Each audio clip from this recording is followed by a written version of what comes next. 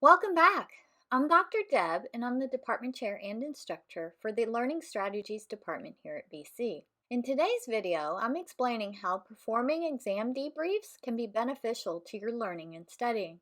BC's Total Learning Center presents Dr. Deb Explains Exam Debriefs.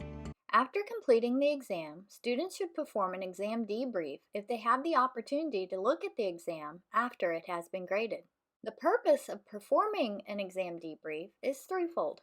First, you should compare the grade that you received on the exam with the grade that you expected to receive.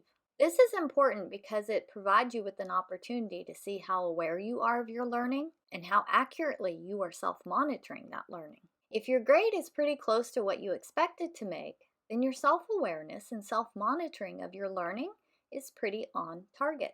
However, if your grades are vastly different, then you are probably not as aware of your learning as you should be. Secondly, the exam debrief should provide you with feedback on your studying.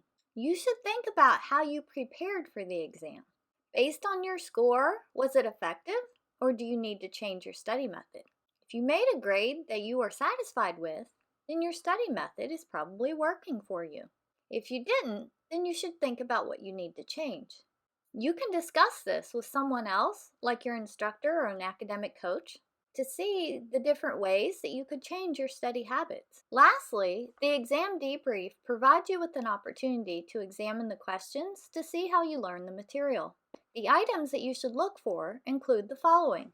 Which questions did you miss because you made a careless error, like leaving the question blank or marking the incorrect answer? Which questions did you misread? Which questions were you unfamiliar with the material? By analyzing your mistakes, you can prepare better for the next exam. For example, if most of your mistakes came from making careless errors, then you know that you need to slow down and make time to proofread before submitting your exam.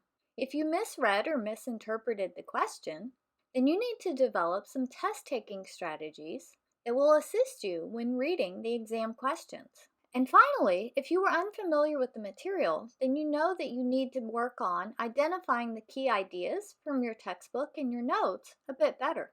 You should perform an exam debrief for every exam that you take if you are allowed to see the exam after the test. Some professors will only let you know your grade, but others will let you see the entire exam. If your instructor will not let you examine your completed test, and you would like to perform an exam debrief, let your instructor know.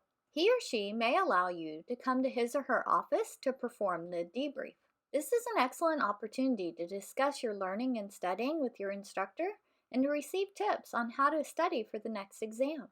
Leave a comment below and tell me what you think about this concept and how it can help you improve your learning and studying. If you want to know more about how to be a successful college student based on the theories, strategies, and principles for college success, click the subscribe button and hit the notification bell, and check out my other videos as Dr. Deb explains.